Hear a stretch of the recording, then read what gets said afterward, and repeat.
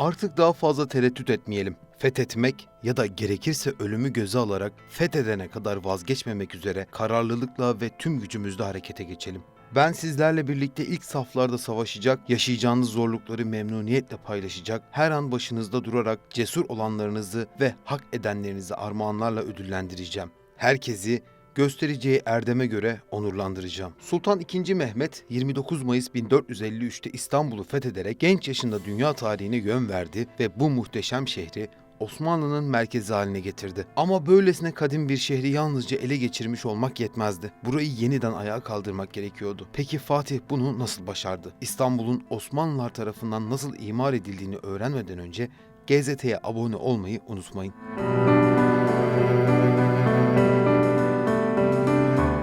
Aslına bakarsanız Türklerin şehri fethinden önce İstanbul gerçekten de ölü bir şehirdi. Doğu Roma İmparatorluğu özellikle 1071 Malazgirt zaferinin ardından Türkler karşısında günden güne daha da zayıflamış, ardından Selçuklu askerlerinin İznik'e gelişiyle Türklerin bir gün bu kadim şehri alacaklarını anlamışlardı. 1204 yılındaki Latin istilası ise İstanbul için tam bir felaket olmuştu. 4. Haçlı Seferi sırasında gerçekleşen bu korkunç istilada Latinler İstanbul'u yağmalamış, Ayasofya'ya ve içindeki eserlere zarar vermiş, en kıymetli tarihi eserleri Venedik'e kaçırmış, şehrin sokaklarını tanınmaz hale getirmişlerdi. Bu tarihten sonra Doğu Roma İmparatorluğu'nun güçten düşmesi de yavaş ama istikrarlı şekilde devam etti. Uç beylerinin batıya düzenli akınları da Doğu Roma'yı hayli yıpratıyordu. İmparatorlar artık İstanbul'a özen gösterecek halde değillerdi. Böylece İstanbul ihtişamını hızla kaybederek bir ölü şehre dönüştü. Fatih'in hedefi ise bu muazzam şehri ayağa kaldırarak siyasi, iktisadi ve kültürel anlamda Osmanlı'nın merkezi haline getirmekti. Bunun için fetih sonrası vakit kaybetmeden var gücüyle çalışmaya başladı. Aslında paşaların çoğu onun bu büyük zaferden sonra rehavete kapılacağını ve uzun süre dinlenip keyfine bakacağını sanıyorlardı ama yanıldılar. 1453'te Fatih Mehmet müstakbel payitahtının ellerine harabe bir şehir olarak düşmesini istemediğinden şehri yağmadan korumak için bazı çareler düşünmüştü. İlk önce imparatora şehri savaşmadan teslim etmesi ve buna karşılık Mora despotluğunu almasını vaat eden bir elçi gönderdi. Fethin ardından imparatordan sonra en nüfuslu adam olan Lucas Notaras'ı huzuruna çağırdı ve öfkeli bir şekilde şehri teslim etmesi için niçin imparatoru ikna etmediğini sordu. Bu yapılmış olsaydı İstanbul'un pek çok zarardan, tahripten korunmuş olacağını ve yazık ettiklerini söyledi. Notaras da şehri teslim etmeye niyetlendiklerini ancak savunmada kendilerine katılan Latinlerin buna şiddetle karşı çıktıklarını, kendilerine savaşmaktan başka çare bırakmadıklarını söyledi. Fatih yağma yapılmasına karşıydı ancak askerler haftalardır süren kuşatmaya bu yağmanın hayaliyle katlanmışlardı. Ayrıca Çandarlı Halil Paşa'nın olumsuz tavrının askerin üzerinde etkisini azaltmak için istemeyerek de olsa kentin taşı toprağı ve binaları benim, kalanı askerin diyerek 3 gün yağma izni vermek zorunda kaldı. Bu izni verirken hiçbir yapının tahrip edilmemesini kat'i suretle şart koştu. Bunu yapanları cezalandıracağını söyledi. 3 günlük yağmanın sona erişinden hemen sonra büyük bir enerjiyle şehrin restorasyonu için kolları sıvadı. Fatih'in sarayında yaşamış olan tarihçi Krito Volos, onun fetihten sonra ilk iş olarak şehri sadece eski haline getirmek için değil, fakat mümkün olduğunca daha mükemmel bir şekilde imar ve iskan etmek için planlamalar yaptığını kroniğine kaydetti. Fetih öncesi nüfusun bir kısmı şehri terk etmiş ve kaçmış, geri kalanlar da ordu tarafından esir alınmıştı. Kalenin kuvvet kullanılarak zapt edilmiş olması, Kritovolos'un kayıtlara göre şehri boş ve tenha bir hale getirmişti. Fatih öncelikle halkın içindeki bu korkuya ve şehri tamamen bırakmalarını engel olmak için çabaladı. Çok sayıda Rum'un sahiplerine fidyelerini ödemeleri şartıyla serbest bırakıldıklarını duyurdu. Fidye parası kazanmalarına imkan sağlamak için de tanzim etmiş olduğu geniş inşaatlarda çalışmalarına müsaade etti. İhtiyaç sahiplerine para dağıtmayı, halkın gönlünün kazanılmasının bir yolu olarak gördüğü için sık sık şehri gezmeye çıktı. Şehirden kaçmış olanların verilen mühlet içinde geri dönmeleri halinde evlerinin barklarının kendileri için tamir edileceğini de bildirdi. Hatta nüfusu İstanbul'a çekmek için İtalyanlara muhalif olarak tanınan Megadük Lucas Notaras'a bir görev vermeyi dahi düşündü. Ama paşalarının çoğu bunun tehlikeli olabileceğini söyleyerek kendisini vazgeçirdiler. Haziran 1453'te İstanbul'dan ayrılmadan önce Fatih, Süleyman Bey'i İstanbul'un ilk subaşısı ve Hızır Bey'i de ilk kadısı olarak tayin etti. 16 Ağustos 1453 tarihli bir mektuba göre ise Silivri ve Galata halkını İstanbul'a naklederek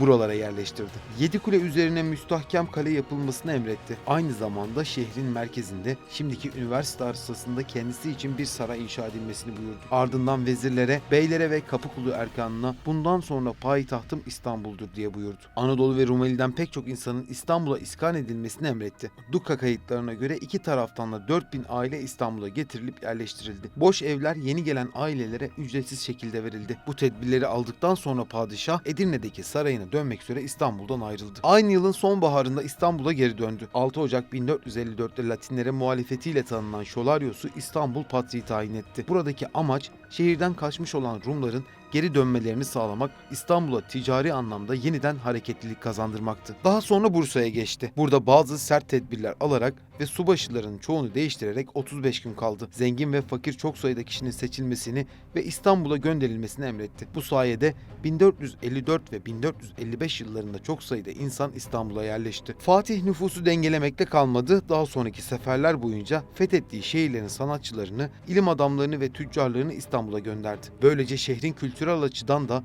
bir imparatorluk merkezi olmasını sağladı. Savaş esirleri arasındaki çiftçileri de şehir etrafında kurulan kasaba ve köylere yerleştirdi. 1454 yazı sonunda Sırbistan esirleri arasından seçilen 4000 aile İstanbul etrafındaki köylere yerleştirildi. Aynı şekilde 1453 ve 1460 Mora seferleri sırasında esir alınan nüfusun bir kısmı Zenta, Kefalonya ve Aya Mavra adalarından getirilen esirler İstanbul civarındaki kırsallarda iskan edildi. Fatih bu yöntemle İstanbul'un etrafında yaklaşık 1000 tane köy kurdu ve bunlara has köy adını verdi. Böylece şehrin ihtiyaçlarını karşılayacak sistemi dizayn etmişti. İstanbul'a 1468 ve 1471 yılları arasında Konya, Larende, Aksaray ve Ereğli'den çok sayıda Müslüman ve Hristiyan nakledildi. Her grup İstanbul'a gelişlerinde başka bir mahalleye yerleştirildi ve çoğu zaman bu mahalleye eski memleketleri olan şehrin ismini verdiler. Fatih şehrin gelişmesini teşvik etmek için zenginleri, usta sanat erbabını veya aristokrasiye mensup olanları İstanbul'a yerleştirmeyi daha uygun bulmuştu. Kefeli bütün İtalyan aileleri köleleriyle birlikte İstanbul'a getirdi. 1455 Sırbistan seferinden sonra İstanbul'a dönen Fatih, o yılın sonbaharında sarayın ve Yedikule Kalesi'nin tamamlandığını ve şehir surlarının tamir edildiğini görünce çok mutlu oldu. Daha fazla inşaat için talimatlar verdi. Büyük ve küçük çekmece arasındaki köprülere ilaveten şehre ulaşan diğer başlıca yolların tamir edilmesini emretti. Bu yolların en zayıf bölümleri boyunca kaldırımlar yapıldı. O kış şehrin yeniden inşası hakkında mühim kararlar alındı. Fatih şehrin merkezine yapılan sarayın yanına küçük bir çarşı yapılmasını buyurdu. Bu çarşı Fatih zamanında Büyük Bedestan olarak adlandırılan İstanbul'un ünlü kapalı çarşısı olacaktı. Kritovolos kapalı çarşıyı tamamen yüksek duvarlarla çevrilmiş ve çinilerle kaplanmış olarak tanımladı. Bu yapının 1464'ten önce tamamlanmış olduğuna şüphe yoktu. Burası büyük tüccarların toplanma yeri haline geldi. Fatih vasfiyesine göre muhtelif tüccarlar ve sanatkarlar tarafından tutulmuş 894 dükkan vardı ve bunların tamamı kapalı çarşıyı oluşturuyordu. Fatih ayrıca şehre bol miktarda su temin etmek gayesiyle zarar görmüş eski kanalların ve su kemerlerin tamir edilmesini emretmişti. Kritovulos eserinde Fatih'in seferlerden vakit buldukça tüm zamanını şehir üzerinde hamamlar, kervansaraylar ve çarşılar inşa ettirmekle geçirdiğini yazıyordu. Özellikle 1471'de kanallar ve su kemerleri uygun bir şekilde tamir edilerek şehir hamamlarının ve mahallelerinin yeterli suya kavuşturulması sağlanmıştı. Şimdiki Fatih Mahallesi yakınında su kemerlerinin bir noktasında 40 muslukla bir pınar yapılmıştı. Yine Kritovulos, padişahın camilerin ve sarayın yapımıyla nasıl ilgilendiğini, bizzat inşaatları teftiş ettiğini ve İstanbul'u tarihin en büyük şehirlerinden biri olarak ayağa kaldırma konusunda son derece heyecanlı olduğunu kaydetmişti. Yine sarayın yapımı 1464'te tamamlandı. Kritovolos ve Tursun Bey bize sarayın o dönemlerde nasıl göründüğünü tasvir etmişlerdi. Sarayın civarından başlayıp denize kadar uzanan bayırları içine alan bir bölgedeki güzel bahçeleri,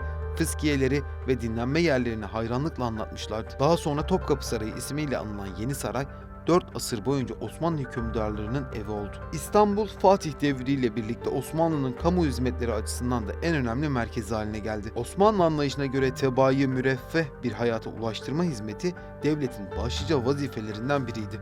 Günümüzde devletin veya belediye idarelerinin yapmakla sorumlu olduğu yollar, okullar ve hastaneler gibi kamu hizmetlerinin çoğu vakıf müesseseleri aracılığıyla yapılırdı. Halil İnalcık'a göre Osmanlı, Türk İslam devletleri arasında kamu hizmetlerini en geniş çapta geliştiren devletti. Sadece çok sayıda vakıf kurmakla kalmadı, onları sıkı bir kontrole tabi tutarak halkın ihtiyaçlarını en iyi şekilde karşılamalarına ve devletin gayelerine daha iyi hizmet etmelerine de çalıştı. İstanbul'un birçok bölgesinde camiler, yatılı okullar, imaretler ve halk hamamları yapımında Mahmut Paşa önde geliyordu. Onu diğer vezirler ve seçkin şahıslar takip ediyordu. Bu masrafların vakıflar tarafından karşılanması için ticaret merkezleri de kurulmuştu. Modern İstanbul'un belli başlı mahalleleri bugün hala Fatih devrinin önde gelen bu şahsiyetlerinin isimlerini taşıyor. Mahmut Paşa, Gedik Ahmet Paşa, Murat Paşa, Davut Paşa. Külliyeler, Yeni İstanbul'un gittikçe gelişen çekirdeğini oluşturuyordu. Bu sistem İstanbul'a denenmeden önce Bursa ve Edirne'nin gelişmesi için uygulanmıştı. Her iki şehir amme hizmeti ve dini gayelerle hareket eden devlet adamları, nüfuslu ve zengin şahıslar eliyle kurulan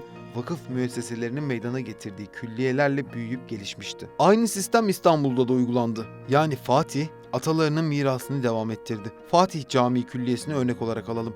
Bu külliye, cami çevresindeki başlıca semaniye medreseleri, ilkokul, hastane ve imaret yapılarını barındırıyordu. Fatih Külliyesi'nin bir parçası olarak kurulan hastanede 4 doktor ve bir ilaç yapan eczacı hizmet veriyordu. İlaç deposu, bir doktor ve bir ambar memuru hazır bulunmadan açılamıyordu. 2 hastane aşçısı doktor ve nezaretinde ve onun talimatına göre yemek hazırlardı. Hastane kapıcısına hastaları görmeye gelecek kimseleri içeri almaması konusunda talimat verilmişti. Doktorların ve bütün memurların aylıkları, ilaç ve yiyecek masrafları vakıf gelirinden ödeniyordu. Fatih, İstanbul'un Ayasofya'da dahil 9 camiine sürekli bakım ve destek sağlamak ve onlara hayır müesseseleri ilave etmek için şehir dışındaki 35 köyün gelirini bu gayeye vakfetmişti. Ayrıca bu kuruluşlar İstanbul'un muhtelif pazarlarıyla 4 hana, 14 umumi hamama, 54 değirmen ve şehrin her tarafına yayılmış yüzlerce dükkan ve binaya sahipti. Ayrıca camiler içinde medrese açılmasını emretmişti. Bu medreseler içinde en mühimi Ayasofya'dakiydi. Medrese dışında da bir kütüphane binası vardı. Medreselerde sadece ilahiyat ve dini ilimler değil,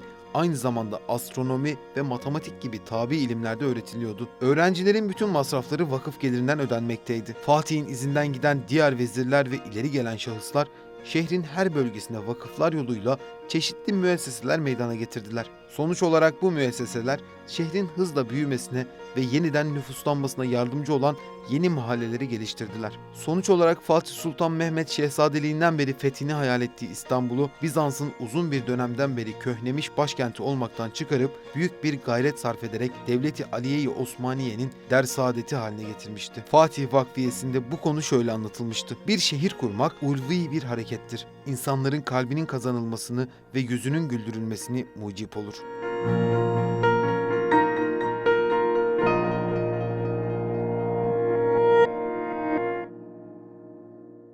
Artık daha fazla tereddüt etmeyelim. Fethetmek ya da gerekirse ölümü göze alarak fethedene kadar vazgeçmemek üzere kararlılıkla ve tüm gücümüzle harekete geçelim.